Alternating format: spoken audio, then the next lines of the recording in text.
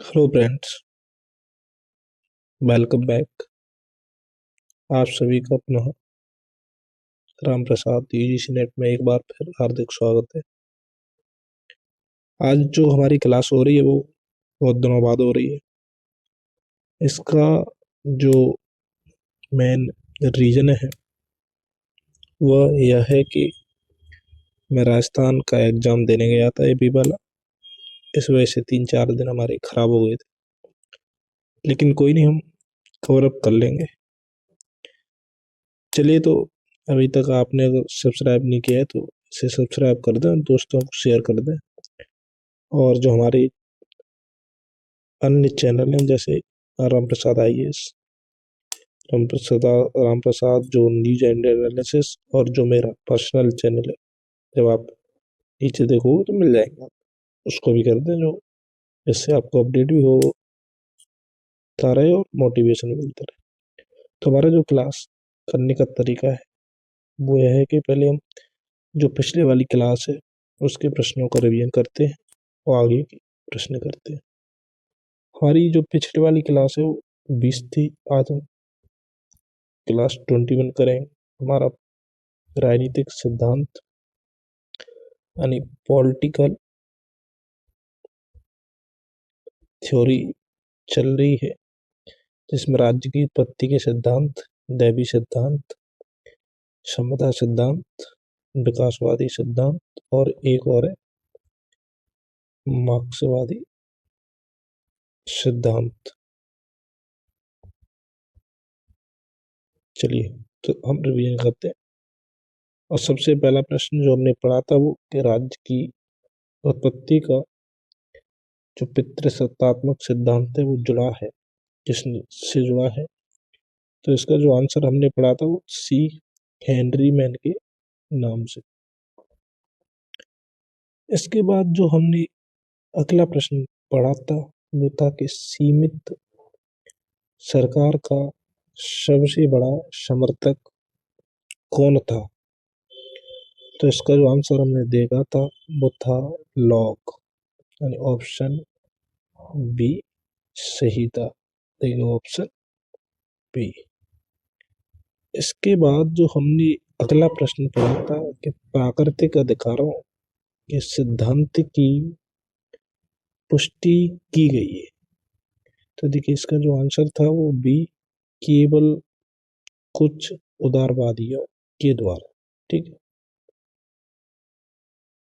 देखिए option B. इसके बाद जो हमने अगला प्रश्न पढ़ा था वो था कि राज्य की उत्पत्ति का जो दैवी सिद्धांत नहीं मानता कि क्या था। तो देखिए, इसका आंसर था सी, राज्य सरकार और वास्तव में सभी संस्थाएं मानवीय चेतना का अचेतना की परिणाम है, और भी ऐसी कृतियां हैं जो मानव के नैतिक उद्देश्यों को समझने की फलस्वरूप उत्पन्न हुई। तो इसके वो विरुद्ध था, ऑप्शन सी। इसके बाद हमने पढ़ा था कि जो जॉन लॉक है, जो रूसो के सामाजिक संविदा सिद्धांत के संबंध में क्या सही है। तो हमने देखा था कि सभी स्टेटमेंट सही थे, यानी जो लॉक का जो समझौता था वो पूर्णतया स्वतंत्र समझौता है, जबकि रूसो की संविदा आबद्ध संविदा है। लॉक समुदाय को नगण्य शक्तियां प्रदान करता है, जबकि रूसो की संविदा में व्यक्ति का समुदाय में पूर्ण समर्पण हो जाता है। इसके बाद जो अगला प्रश्न है कि लॉक की संविदा में व्यक्तियों की अधिकार सुरक्षित हो जाते हैं, जबकि रूसो की संविदा में व्यक्ति के अधिकारों का अवसान हो जाता है। इस तरीके आंसर हमारा डी ने ऑल ऑफ दी अबव, सभी स्टेटमेंट सही थे। इसके बाद जो हमारा अगला प्रश्न था कि सामाजिक अभियांत्रिकी का सिद्धांत प्रस्तुत करने वाले उदारवादी विचारक कौन है। तो देखिए, उसका जो आंसर था 1996 का वो बी था। और हमने देखा था कि कॉर्ल जे पापर सामाजिक अभियांत्रिकी यानी सोशल इंजीनियरिंग से संबंधित थे। ऑप्शन बी सोशल इंजीनियरिंग की हमने बुक पढ़ी थी जो most the open society and it's enemies 1945। ठीक है। इसके बाद जो हमने अगला प्रश्न था वो पढ़ा था कि जॉन लॉक के अनुसार प्राकृतिक अवस्था में जो मनुष्य की स्थिति है वो कैसी थी। तो देखिए उसने आंसर दिया था ऑप्शन बी है, उसने कहा था कि विवेक युक्त प्राणी था, जबकि हॉब्स क्या मानता था, हॉब्स मानता था कि वो स्वार्थी है। ठीक है, ऑप्शन बी। इसके बाद जो हमने अगला प्रश्न पढ़ा था कि किसने दो प्रकार के समझौते, एक सामाजिक दूसरा सरकारी, का प्रतिपादन किया। तो मैंने आपको बताया था कि हॉब्स, लॉक और रूसो, इसने एक समझौता, इसने दो समझौता, इसने एक, तो ऐसे देखा था। तो कौन था वो, लॉक था, ऑप्शन ए। इसके बाद जो हमने सेकंड लास्ट प्रश्न पढ़ा था वो था कि निम्न में से कौन सही है। और इसका आंसर हमने देखा था कि ऑप्शन सी, कि लॉक ने सरकार और राज्य में विभेद किया है, ऑप्शन सी। इसके बाद जो हमने लास्ट प्रश्न पढ़ा था कि प्राकृतिक अधिकारों के सिद्धांत में निम्नलिखित में से किस विद्वान का नाम जुड़ा है। तो हमने देखा था कि प्राकृतिक अधिकारों की बात लॉक करता है और इसमें तीन अधिकार महत्वपूर्ण बताए थे, जीवन का अधिकार, स्वतंत्रता का अधिकार और संपत्ति का अधिकार। इस तरीके से हमने वो क्लास देखी थी। तो आज हमारा रिवीजन हो गया। देखिए रिवीजन से होता यह है कि जो भी कंटेंट है वो हमें ऐसा नहीं लगता कि हमारी क्लास कहाँ चल रही है, तो उससे कनेक्टिविटी बनी रहती है। और जो भी नए लोग जुड़ते हैं उससे, अगर वो नहीं चाहता कि मुझे पहले की क्लास नहीं देखनी, तो कोई दिक्कत नहीं, आप यहाँ से देख लीजिए। तो कनेक्टिविटी जब भी आप क्लास स्टार्ट करोगे तो कनेक्टिविटी आपको वहीं से लेगी। चलिए, तो अब हम If you stay in bed, देखिए if you फिर stay in your एक कल वाला comfort zone, सिस्टम आ you गया। only do what is easy. Your life will be hard. ये But if you चीज do आपको what is एक्टिवेट hard, करना पड़ेगा, if you एक get सेकंड up, का ज्यादा नहीं। if you are relentless, you work as hard as... Are you lagging पता behind नहीं on current क्या affairs? Everyone's already talking about it, but समस्या हो you're still जाती है इसमें। Googling what happened? एक सेकंड, चलिए देखिए आज क्लास है हमारी 21 और हमारा जो 10 प्रश्नों का रोज 2000 जो प्रैक्टिस होता है वो हम करते हैं। देखिए हमारी नागरिक शास्त्र की बुक है और इसमें लगभग देखिए सब लिखे हैं वो सब कवर होते हैं। और राजनीतिक सिद्धांत और हमारा भी जो चल रहा है वो पहला चैप्टर है पॉलिटिकल थ्योरी, जो वेरी इंपॉर्टेंट रहता है हर एक एग्जाम के लिए। चलिए, तो सबसे पहला आज का हम प्रश्न देखते हैं कि निम्नलिखित में से किसने राज्य के विकास को प्रभावित नहीं किया। यहाँ पे देखिए आप इम्पोर्टेंट लगा ली, कभी पूछता है कि नहीं या फिर, तो देखिए ये नहीं पूछ रहा कि किया है, नहीं किया है। पहला स्टेटमेंट है कि ऑप्शन ए में राजनीतिक चेतना, दूसरा है राजनीतिक दल, तीसरा है रक्त संबंध, चौथा है धर्म। देखिए ये प्रश्न यूपीएससी का जो प्री हुआ था 2011 उसमें पूछा हुआ था। चलिए आंसर दीजिए। तो देखिए इसका जो आंसर है वो बी, यानी राजनीतिक जो दल है उन्होंने राज्य के विकास को प्रभावित नहीं किया है। राजनीतिक चेतना करती है, रक्त संबंध करते हैं, धर्म भी करता है। तो देखिए राज्य के विकास में राजनीतिक दलों का कोई योगदान नहीं है, क्योंकि राजनीतिक दल सुस्थापित राज्य के पश्चात ही सरकार के निर्माण और समाप्ति के लिए क्रियाशील होते हैं, जबकि रक्त संबंध, धर्म, शक्ति, आर्थिक गतिविधियां और राजनीतिक चेतना, देखिए इसमें थोड़ा सा मिस्टेक है, तो राजनीतिक चेतना जैसे कारक राज्य के विकास को प्रभावित किया है।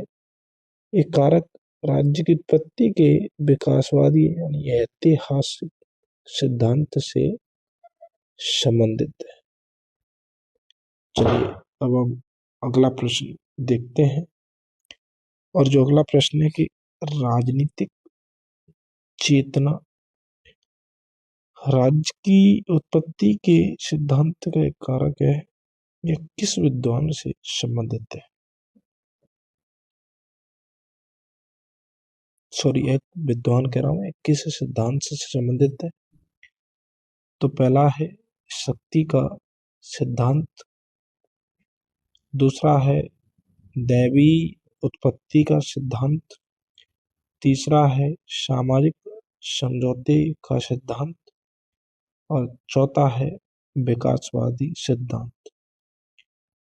पीटी द्वारा 9 में, प्री में उत्तर प्रदेश में 2008 और 2004 में लगभग 3 से 4 बार रिपीट हुआ है, यानी इसका अभिप्राय है कि ये मोस्ट है।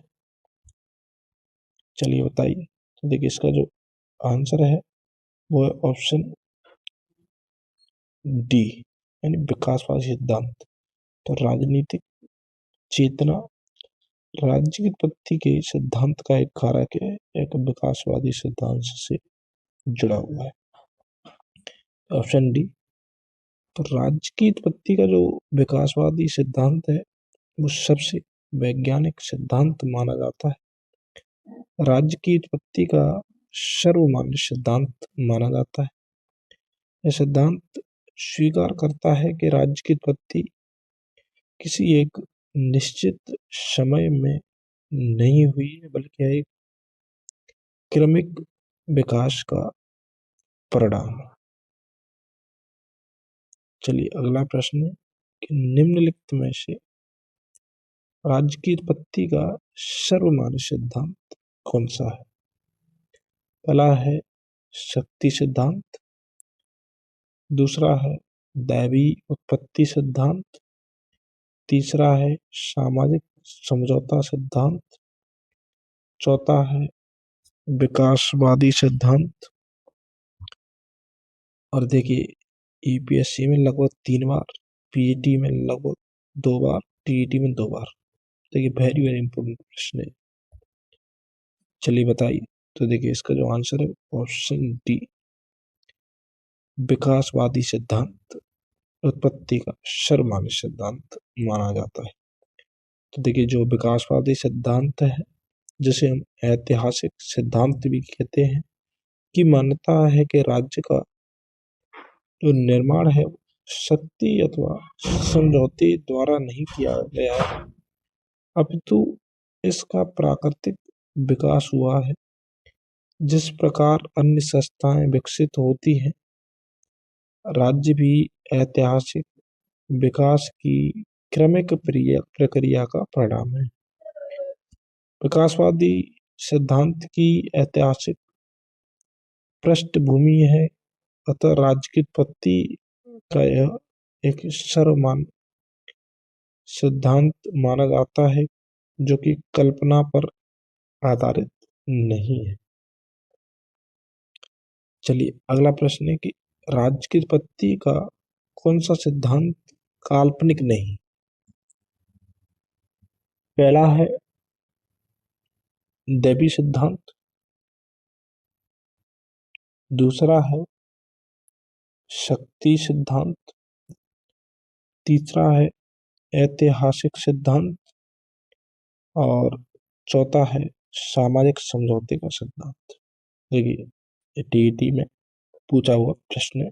चलिए बताइए, देखिए जो इसका आंसर है ऑप्शन सी है, ऐतिहासिक सिद्धांत, जिसे हम विकासवादी सिद्धांत भी कहते हैं। तो देखिए, राज्य की उत्पत्ति का जो विकासवादी या फिर ऐतिहासिक सिद्धांत है, एक सर्वमान्य सिद्धांत है।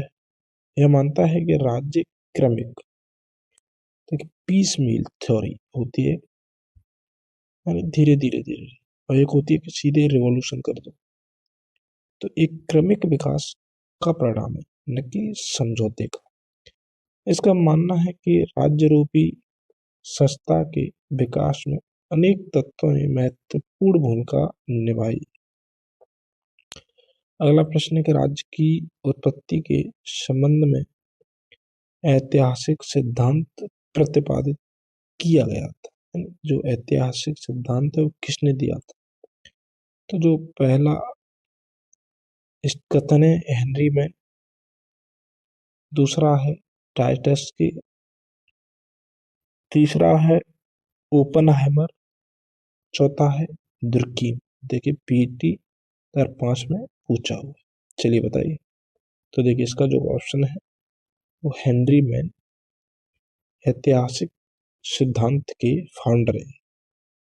तो ऑप्शन ए, राज्य की उत्पत्ति के संबंध में विभिन्न मत का उल्लेख मिलता है, उनमें से राज्य का जो ऐतिहासिक सिद्धांत भी एक है।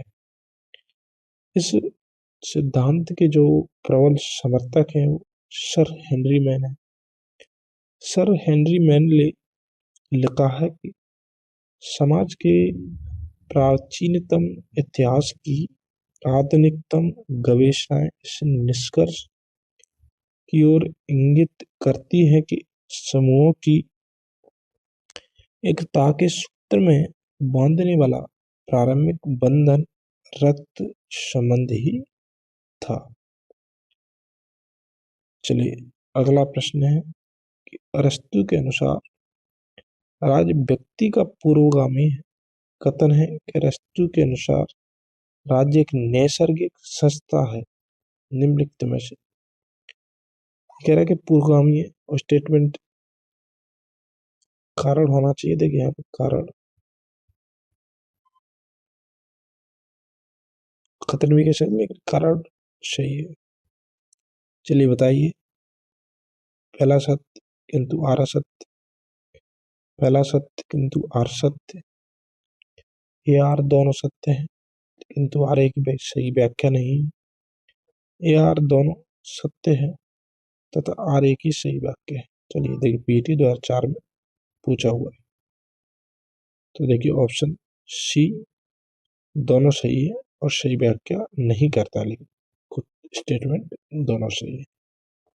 तो देखिए अरस्तु ने राज्य को व्यक्ति से पहले माना तथा राज्य को प्राकृतिक संस्था अथवा नैतिक संस्था भी माना। अरस्तु ने राज्य के आंगिक सिद्धांत का समर्थन करते हुए तर्क दिया है कि राज्य और व्यक्ति में वही संबंध है जो शरीर और उसके विभिन्न अंगों में पाया जाता है। चलिए अगला प्रश्न है कि निम्नलिखित में से राज्य के सावयवी सिद्धांत का जो प्रथम प्रतिपादक है कौन था? पहला है प्लेटो, दूसरा है मैकियावेली, तीसरा है स्पेंसर, चौथा है मार्क्स। देखिए प्री में पूछा हुआ है 2011। चलिए बताइए। तो देखिए इसका जो आंसर है ऑप्शन ए, ऑप्शन ए में प्लेटो सावयवी सिद्धांत का प्रथम प्रतिपादक माना जाता है। तो देखिए राज्य का जो सावयवी या फिर आंगिक सिद्धांत, ऑर्गेनिक जो थ्योरी का जो प्रतिपादन है वो प्लेटो ने किया था। सावयवी सिद्धांत से जो तात्पर्य है ऐसे सिद्धांत से है तो राज्य को विभिन्न अंगों से युक्त एक ऐसी संरचना मानता है जैसे मानव शरीर विभिन्न अंगों से मुक्त एक संस्था है। अगला प्रश्न के निम्नलिखित में से कौन सा लक्षण राज्य के निर्माण में मार्क्सवादी दृष्टिकोण की व्याख्या करता है? स्टेटमेंट है कि निजी संपत्ति, पूंजीवाद, विशिष्ट अधिकारी तंत्र, सार्वजनिक ऋण का अनुबंध। देखिए 2009 में प्रश्न पूछा हुआ है। चलिए बताइए। तो देखिए इसका जो प्रश्न है वो ऑप्शन है निजी संपत्ति। तो देखिए जो फ्रेडरिक एंजल थे उनकी एक प्रसिद्ध बुक है कि the origin of family private property and state में सर्वप्रथम राज्य के निर्माण में मार्क्सवादी दृष्टिकोण को स्पष्ट किया है। इसमें निजी संपत्ति को राज्य की उत्पत्ति का कारण माना गया है, जिसकी सुरक्षा के लिए पूंजीपति वर्ग ने इस संस्था का निर्माण किया है। चलिए अगला प्रश्न है कि किस सिद्धांत की यह मान्यता है कि राज्य की उत्पत्ति युद्ध स्थल में होती है। पहला है सामाजिक अनुबंध का सिद्धांत, दूसरा है शक्ति सिद्धांत, तीसरा है दैवी उत्पत्ति का सिद्धांत और चौथा है विकासवादी सिद्धांत। 8वां प्रश्न पूछा हुआ। चलिए बताइए। देखिए इसका जो आंसर है वो ऑप्शन बी शक्ति सिद्धांत कहता है कि राज्य की उत्पत्ति युद्ध स्थल में होती है। तो शक्ति सिद्धांत के अनुसार राज्य एक ईश्वरीय संस्था नहीं वरन एक मानवीय संस्था है, जिसकी उत्पत्ति बल प्रयोग के आधार पर हुई है। बल प्रयोग ही राज्य की उत्पत्ति का कारण है और वर्तमान समय में राज्य के अस्तित्व का आधार भी है। और जो आज का लास्ट प्रश्न है वह है कि सामाजिक अनुबंध सिद्धांत का केंद्र बिंदु है कि राज्य एक मानवकृत संस्था है, लोकतांत्रिक है, संप्रभु है या फिर निरंकुश है। ये भी 8 में पूछा हुआ है। चलिए बताइए। तो देखिए इसका आंसर है ऑप्शन ए, क्योंकि जो सामाजिक अनुबंध सिद्धांत है वो कहता है कि एक मानवकृत संस्था है, सोशल कॉन्ट्रैक्ट जो थ्योरी है, कॉन्ट्रैक्ट थ्योरी। तो जो सामाजिक समझौते का जो सिद्धांत है वो राज्य की उत्पत्ति की जो व्याख्या देता है उसे उदारवादी मान्यताओं की पुष्टि होती है। सामाजिक समझौते के सिद्धांत ने शासक के दैवी अधिकार को चुनौती देते हुए मान्यता प्रस्तुत की कि शासक की सत्ता सही का आधार शासकों की सहमति यानी कंसेंट होना चाहिए। इस प्रकार जो सामाजिक अनुबंध सिद्धांत का केंद्र बिंदु यह है कि राज्य मानव द्वारा बनाया गया अर्थात मानवकृत संस्था है। तो चलिए आज हमने जो 10 प्रश्न थे उनको अच्छी तरीके से पढ़ ली है। अब हम कल अगली क्लास में फिर नए प्रश्नों के साथ मिलेंगे।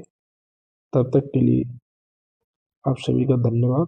अगर आपको ये क्लास अच्छी लगती है तो आप इसे बार बार प्रैक्टिस करें और मैं जैसे ही 10-15 वीडियो हो जाएंगे तो उसका एक मैराथन बना के अपलोड कर दूंगा, जिससे आप उस मैराथन का भी बार बार रिवीजन कर सकें और अपने दोस्तों को भी शेयर करें, इससे वो लोग भी इसे देख सकें। चलिए थैंक यू आप सभी का।